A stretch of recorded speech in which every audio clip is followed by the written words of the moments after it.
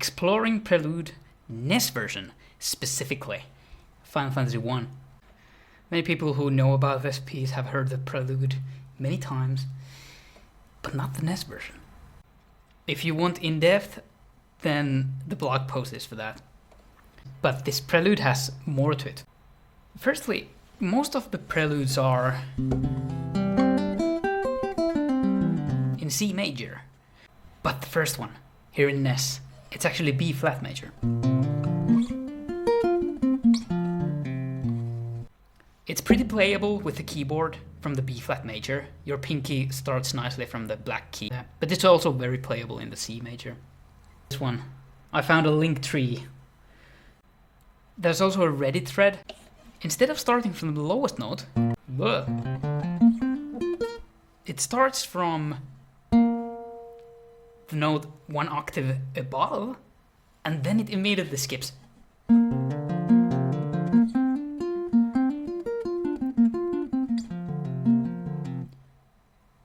But it starts with a skip. You know, NES words, right? There's this tweet, but like Nobuo is demonstrating how he intended it to be and how it is. Intended it to be starting from the lowest note, but it is with the skip. Because Nasir, the programmer, left out the lowest note. And they were in such a hurry that Nobuo did not double. The entire piece is affected. The lowest notes are all shifted an octave higher. Sometimes it's just one note, sometimes it's two notes. Like, here it's immediately. And then this one gets a little bit weirder, maybe. It should be... But instead it's... The skip happens quite late. 1, 2, 3, and then the skip. So, the same is for all the arpeggios.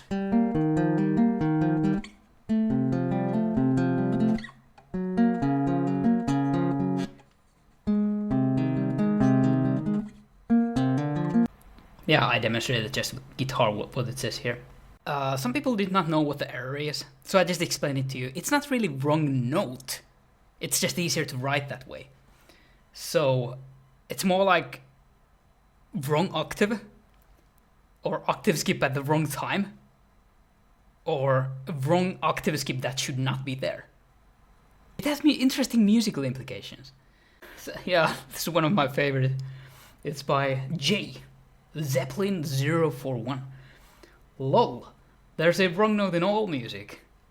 That's what makes it music. I agree. It's weird, it's musically challenging, but if you embrace it the right way, it has interesting compositional capabilities. Specifically, composers work better with restrictions. You're gonna using this to your advantage. You can create a more interesting prelude. I actually already live streamed where I composed this kind of arpeggio where I chose D minor because with the guitar I can't get the lowest note. And decided to try what kind of piece it would, you know. Anyway, if you want to hear me play the prelude, you can hear it here. Cover art by Kunsta Aristo. Dudley said that there would be 50s progression, and I found that quite fascinating. I'll play in C major so it's easier for me to show with the guitar. So like, 50s progression is this, in C major it would be like, I'm gonna say 9, 6, 4, 5. That would mean it would start from measure 3.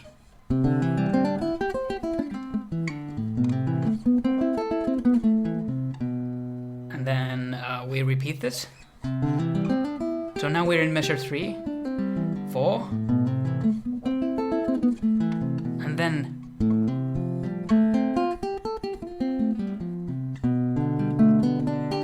so the 50s progression would be in the middle of things, and then we would have 2 more measures like that. If some of you guys hear it as a 50s progression, I would love to know, because I do not. And then there's the final cadence, which is known by many names. I have heard Mario cadence, But in scholarly circles, like I found a text which called it the victory topaz, which I'm gonna call it. But then I also found that pop jazzers call it double backdoor cadence. Double backdoor. I know backdoor, but I didn't know double backdoor. Can we have double backdoor? double backdoor. Maybe we should do infinite double backdoor. That would be amazing. Oh, this is also something I might want to do a blog post about later. Let me know if you're interested in this. Mandatory melancholic menu theme. Where are they always set? Not always, but so many times. I just have 2 examples here. Dearly Beloved. I just don't remember the keysings. It's probably... It's this one. Is it first the major? And then... Sorry. Then the minor. But like... It evokes a nostalgic feeling. Almost as if instead of you starting the adventure from the menu, it's already over when you hear the menu theme. Same thing with taking Final Fantasy 13 as an example.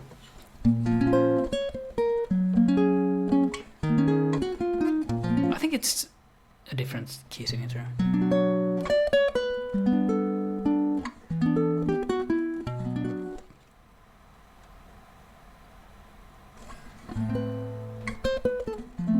I can't remember the exact one.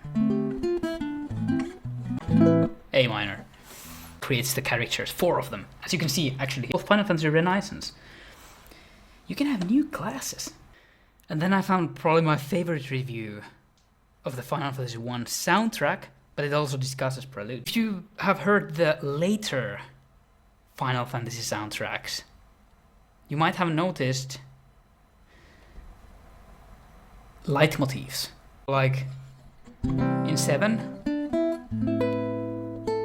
this melodic line comes in many places.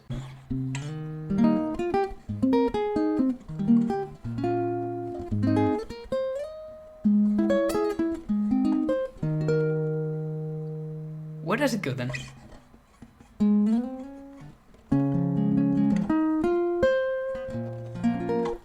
Anyway, the question is, do we have that in Final Fantasy I? James says we don't, but the truth is we do have, at least in one place. So the town theme is...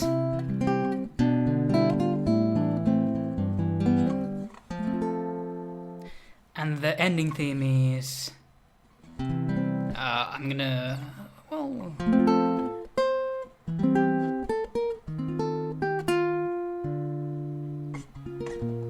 Something like that. Something else that unites the pieces, and that is the Romanesca. I'm gonna get back to that, but we're just discussing the Prelude here. So I'm gonna get back to that when we have discussed more of the pieces of Final Fantasy I soundtrack. We just went through the blog post, basically, because I thought it might be a good thing. Instead of just posting the cover where I just played and then expecting people to go and read this, it's better if this is a separate one. I'm trying to reach out to music theory geeks who are interested in game composition and game theory, because I think, as a last word actually, I hope you find this useful. I would love some feedback if you have questions. If you geek out about Final Fantasy I music theory stuff or other games, but I want to cover Final Fantasy I for the reason of Romanesca, and the larger thing is the schema theory of scale degree schemata. Yeah, what's up next? I already did the live stream where I tried composing with the arpeggio idea. That's how it goes. That's what composition is. Just a series of mistakes. As long as it sounds good. If it doesn't, and interesting, of course. If it doesn't, make sure it does. Have a good day, folks. I wonder if I know how to edit my teeth in FFmpeg. Winter is coming, and Halloween.